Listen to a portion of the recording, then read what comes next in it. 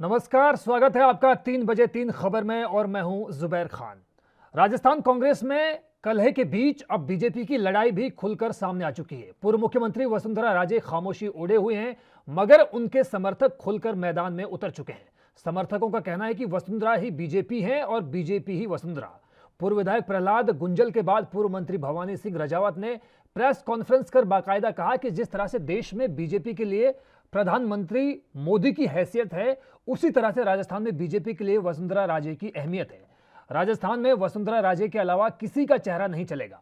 पूरी पार्टी वसुंधरा राजे के दम पर सत्ता में आई थी और अगर वसुंधरा नहीं होंगी तो बीजेपी सत्ता में नहीं आ पाएगी। मौजूदा प्रदेश नेतृत्व के बारे में कहा कि इसमें किसी भी नेता के पास कोई दम नहीं है। इसके बाद मैदान में पूर्व मंत्री प्रताप सिंह सिंघवी, पूर्व मंत्री रोहताश शर्मा भी उतर आए। उन्होंने कहा कि राजस्थान में मुख्यमंत्री के 15 उम्मीदवार बीजेपी में घूम रहे हैं, जिन्हें कोई नहीं पूछता। बीजेपी को अगर सत्ता में आना है तो वसुंधरा को ही लाना होगा, वरना पार्टी पूरी तरह से खत्म हो जाएगी। वसुंधरा समर्थक 1 दर्जन पूर्व सांसद और पूर्व विधायक मैदान में कूद पड़े हैं। वसुंधरा समर्थकों के मोर्चेबंदी से राज्य का प्रदेश नेतृत्व हैरान है। नेता प्रतिपक्ष गुलाब चंद कटारिया ने कहा है कि मुझे तो समझ में ही नहीं आ रहा, मुझे तो यह भी समझ में नहीं आ रहा कि बेमौसम की बरसात क्यों शुरू हो गई है। अभी तो चुनाव होने में 2.5 साल का वक्त बचा हुआ है। कटारिया ने कहा कि हमें लगता है कि हमारी पार्टी के ही कुछ नेता कांग्रेस के साथ मिलकर साजिश को अंजाम दे रहे हैं, ताकि कांग्रेस के घर के अंदर के आंकड़े को बीजेपी के घर के अंदर के झगड़े से ढका जाए, वरना यह कोई वक्त नहीं है कि मुख्यमंत्री के उम्मीदवार की मांग को की जाए। कटारिया ने कहा कि बीजेपी व्यक्ति आधारित पार्टी नहीं है, यह कार्यकर्ताओं पर आधारित पार्टी है और कोई भी व्यक्ति पार्टी से ऊपर नहीं हो सकता।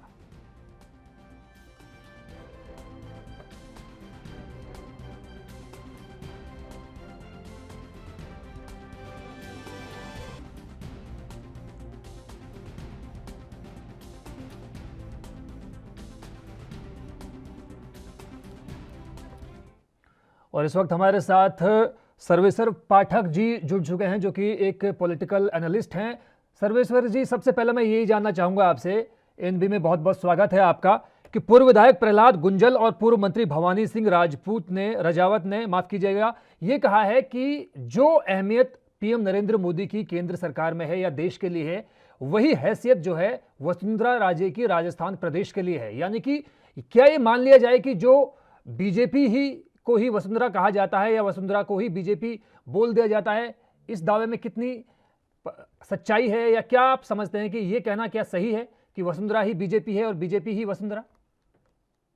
देखिए, मैं मानता हूं यह कहना बिल्कुल सही नहीं है, क्योंकि बीजेपी जो है यह पार्टी जानी जाती है अपनी अनुशासन के लिए।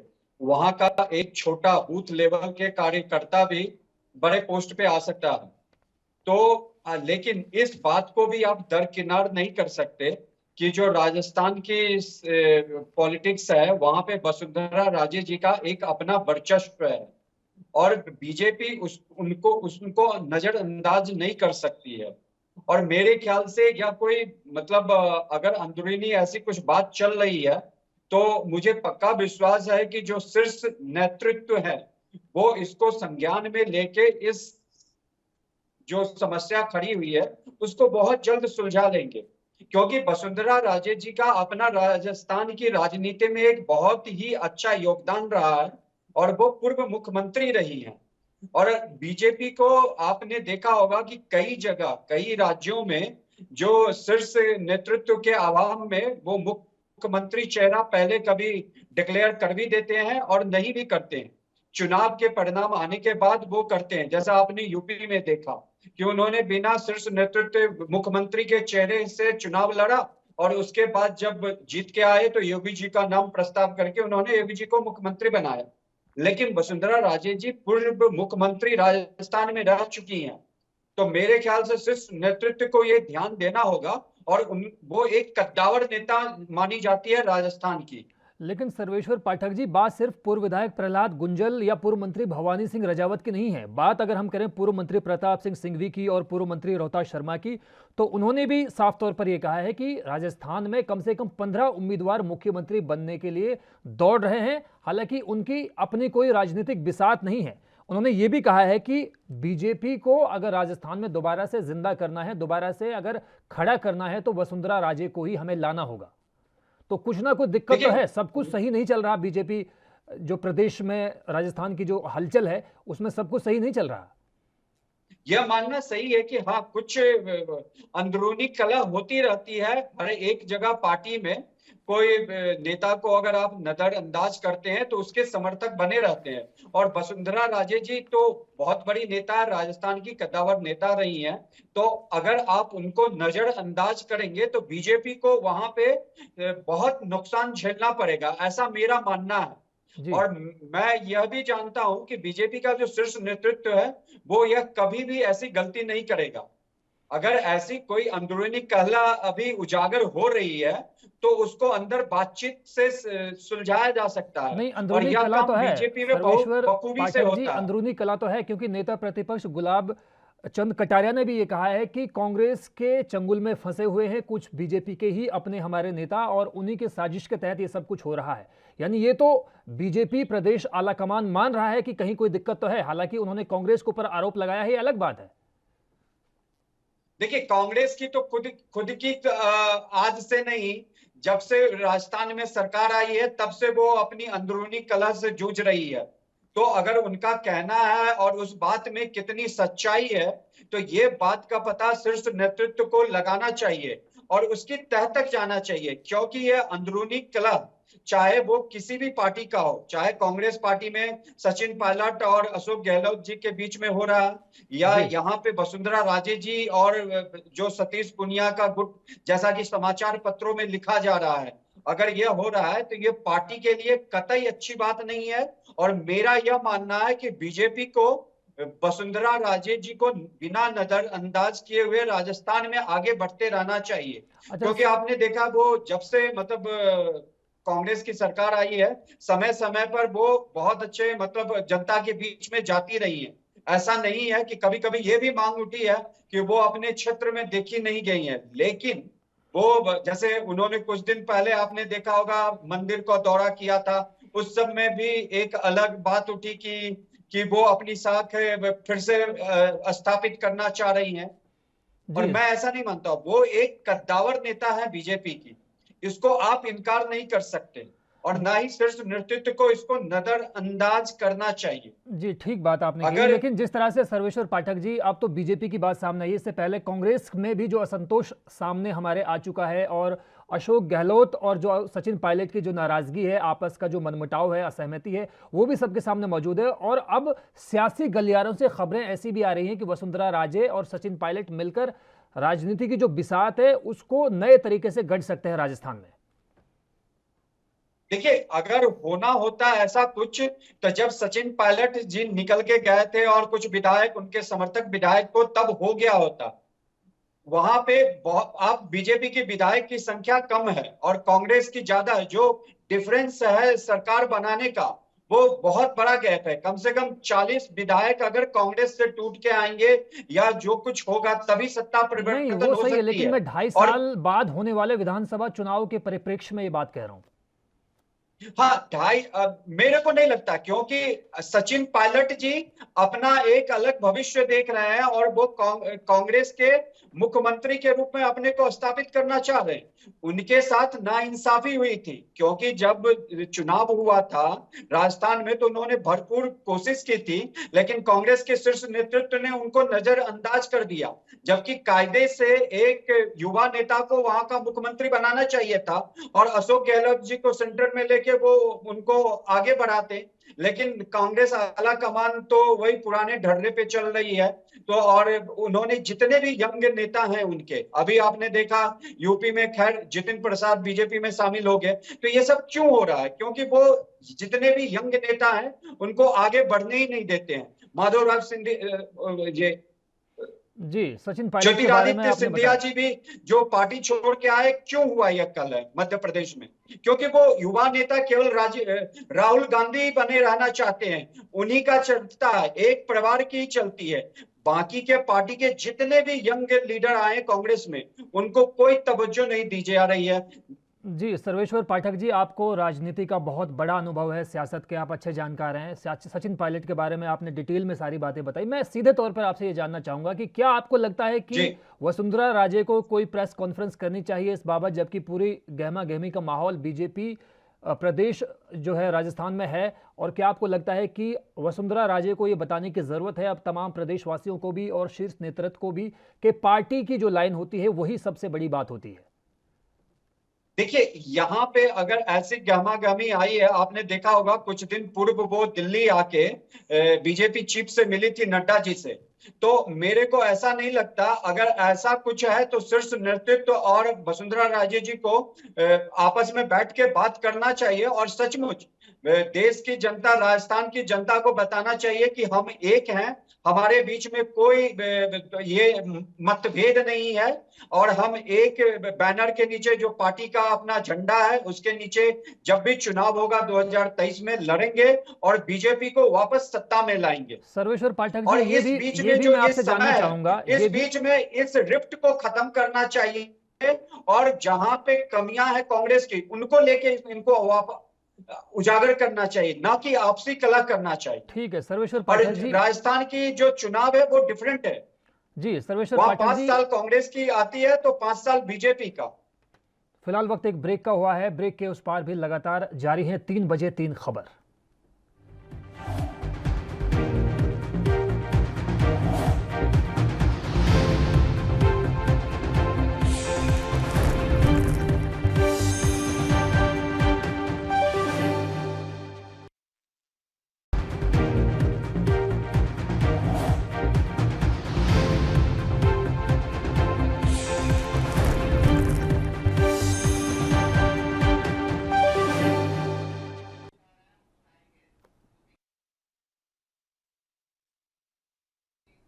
तो ब्रेक के बाद स्वागत है आपका और आपको सुनवाते हैं कि इस वक्त यूपी में जीतन प्रसाद क्या कुछ कह रहे हैं। नेतृत्व उसी के छत्रछाया में ये हो सकता है। यहां जब मैं आ रहा था तो बहुत उत्साह और सम्मान लोगों ने दिया।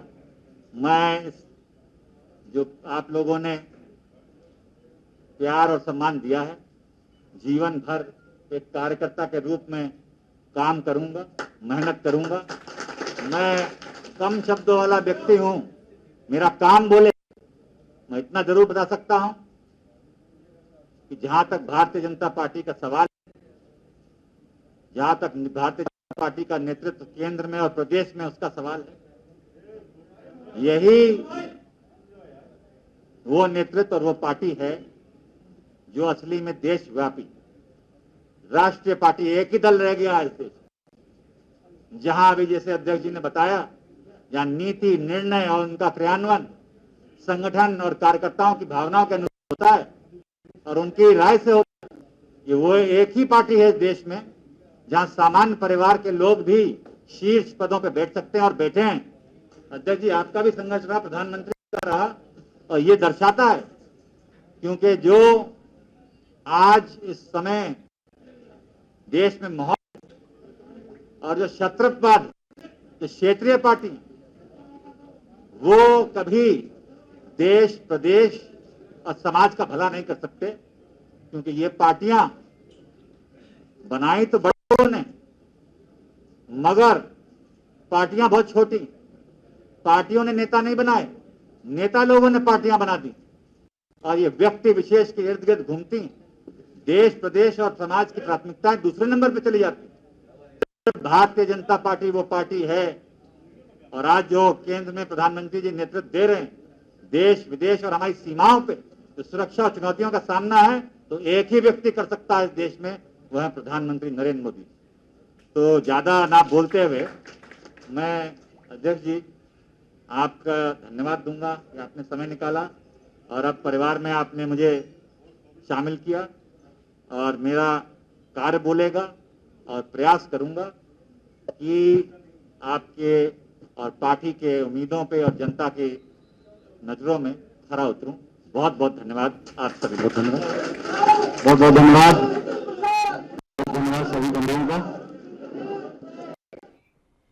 ब्रेक के बाद स्वागत है आपका। तो जैसे कि हम ब्रेक पे जाने से पहले दिखा रहे थे कि पहले तो राजस्थान में कांग्रेस में गहमा गहमी का माहौल था और अब राजस्थान बीजेपी में भी लगातार ऐसी अटकलबाजी जो है सामने आ रही है कि अपने जो बीजेपी के खुद नेता हैं वो ही इस बात को लेकर मुखर एक तरह से हो गए हैं कि बीजेपी जो है वो वसुंधरा है और वसुंधरा जो है वही बीजेपी राजस्थान में है। तो मैं सर्वेश्वर पाठक जी आपसे ये जानना चाहूंगा कि वसुंधरा राजे के अलावा ऐसा कौन सा नेता आपको राजस्थान बीजेपी में दिखाई देता है जिसके बिहाफ पर या जिसकी लीडरशिप में पूरी बीजेपी दोबारा से राजस्थान प्रदेश में खड़ी हो सके? देखिए, यह बात एक तरीके से सही भी है कि बीजेपी में ना नेता को ज्यादा महत्व नहीं दिया जाता है। वो चुनाव लड़ते हैं, विधायक दल जो नेता को चुनती है उनको वो मुख्यमंत्री और जो भी नेता प्रतिपक्ष या बनाते हैं। तो लेकिन एक बात है कि वहां पे वसुंधरा राजे जी का अपना वर्चस्व रहा है, उनका एक अलग इमेज है। एंड बीजेपी, मुझे वहां पे ऐसा कोई कद्दावर नेता जो वसुंधरा राजे जी के टक्कर का हो और राजस्थान में कांग्रेस को टक्कर दे सके, उस लेवल का नेता अभी बीजेपी के पास मुझे नहीं लगता। वहां पे उनके पास कमी है और वसुंधरा राजे जी एक सक्षम नेता हैं, उनको वहां से हटाने की जरूरत क्यों आन पड़ी है? मेरे को नहीं लगता कि उनको अगर हटा दिया जाएगा, बीजेपी हटाएगी या साइडलाइन कर देगी, तो फिर उनको राजस्थान की सत्ता में वापस आ सकते हैं बीजेपी। उनको आने में बहुत मुश्किल होगी। अगर जो वहां के अभी नेता प्रतिपक्ष हैं या जो बीजेपी के चीफ हैं पूनिया जी, मुझे नहीं लगता कि वो वसुंधरा राजे जी के मतलब कहीं भी इर्द गिर्द उनकी एक वो मुकाबला दे सकते हैं। वसुंधरा राजे जी का अपना वो महारानी रही है, उनका एक अलग जो एक कह लीजिए कि वोट बैंक रहा है, उसके अलावा पूर्व मुख्यमंत्री रही है और वहां की राजनीति पे उनकी पकड़ है। ऐसी बातें मतलब पहले भी उठी थी कि वसुंधरा राजे जी का और मतलब बीजेपी में गुटबाजी चल रही है, वो नाखुश दिख रही हैं और ये बहुत बहुत शुक्रिया, आपने अपना बेशकीमती वक्त एएनबी न्यूज़ के लिए दिया, इसके लिए भी आपका बहुत बहुत धन्यवाद। तो दिल्ली सरकार ने एक बड़ी राहत देते हुए सभी अकुशल, अर्धकुशल और कुशल श्रमिकों के न्यूनतम वेतन में बढ़ोतरी की है। दिल्ली सरकार की तरफ से शुक्रवार को जारी किए गए एक ऑर्डर में सभी अकुशल, अर्धकुशल, कुशल और दूसरे श्रमिकों के लिए महंगाई भत्ते में बढ़ोतरी की गई है। आपको बता दें कि ये बढ़ोतरी 1 अप्रैल 2021 से प्रभावी होगी। उप मुख्यमंत्री मनीष सिसोदिया ने कहा कि ये कदम गरीब और मजदूर वर्ग के हित में उठाया गया है जो मौजूदा महामारी की वजह से काफी परेशान हैं। इस ऑर्डर से लिपिक और सुपरवाइजर वर्ग की नौकरी करने वाले कर्मचारियों को भी फायदा पहुंचेगा। उन्होंने कहा कि असंगठित क्षेत्र के जो लोग न्यूनतम मजदूरी पर काम कर रहे हैं उन्हें महंगाई भत्ते से वंचित नहीं किया जाना चाहिए। इसलिए महंगाई भत्ते को ध्यान में रखते हुए न्यूनतम मजदूरों की संशोधित दरों को दोबारा से बढ़ाने का ऐलान किया गया है।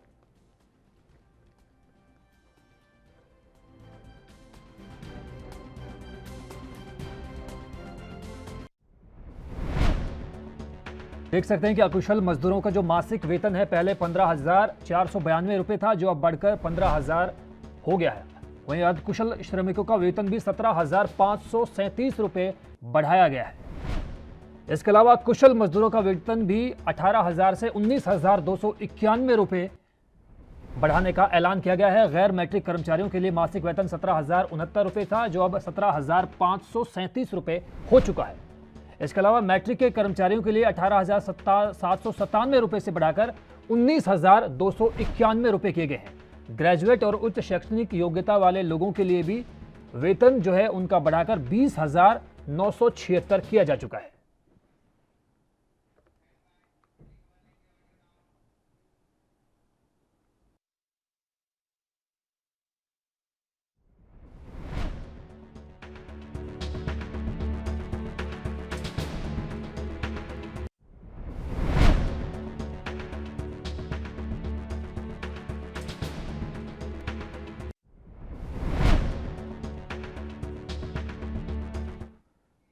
इक्यानवे साल के मिल्खा सिंह का निधन आज चंडीगढ़ के पीजीआईएमईआर में कोविड संक्रमण से ठीक होने के बाद की मुश्किलों के चलते हो गया।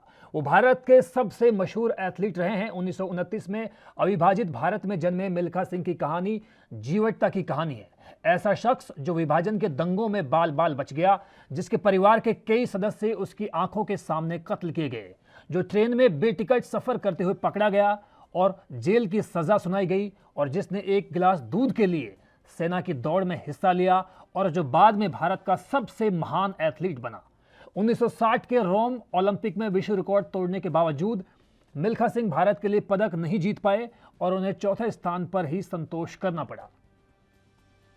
अब आपको हम बताएंगे कि फ्लाइंग सिख बनने की मिल्खा सिंह की कहानी कितनी मुश्किलों से भरी हुई थी। 1960 में मिल्खा सिंह के पास पाकिस्तान से न्योता आया कि वो भारत पाकिस्तान एथलेटिक्स प्रतियोगिता में भाग लें। टोक्यो एशियन गेम्स में उन्होंने वहां के सर्वश्रेष्ठ धावक अब्दुल खालिक को फोटो फिनिश में 200 मीटर की दौड़ में हराया था। पाकिस्तानी चाहते थे कि अब दोनों का मुकाबला पाकिस्तान की जमीन पर हो। मिल्खा ने पाकिस्तान जाने से इनकार कर दिया क्योंकि बंटवारे के वक्त की कड़वी यादें उनके जहन में तब भी मौजूद थी। मगर तत्कालीन पीएम जवाहरलाल नेहरू के कहने पर मिल्खा पाकिस्तान गए। लाहौर के स्टेडियम में जैसे ही स्टारर ने पिस्टल दागी, मिल्खा ने दौड़ना शुरू किया। दर्शक चिल्लाने लगे, पाकिस्तान जिंदाबाद, पाकिस्तान जिंदाबाद, अब्दुल खालिक जिंदाबाद, अब्दुल खालिक जिंदाबाद।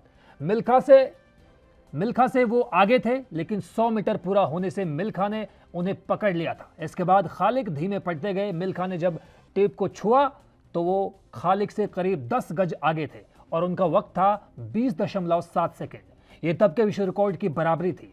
जब दौड़ खत्म हुई तो खालिक मैदान पर ही लेट कर रोने लगे। मिल्खा उनके पास गए, उनकी पीठ को थपथपाया और बोले, हार जीत तो खेल का हिस्सा है, इसे दिल से नहीं लगाना चाहिए।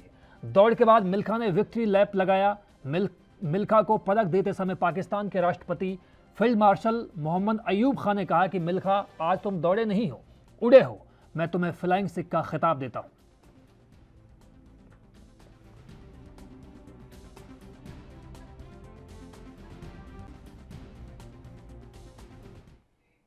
तो फिलहाल 3 बजे 3 खबरों में बस इतना ही। मुझे दीजिए इजाजत। नमस्कार।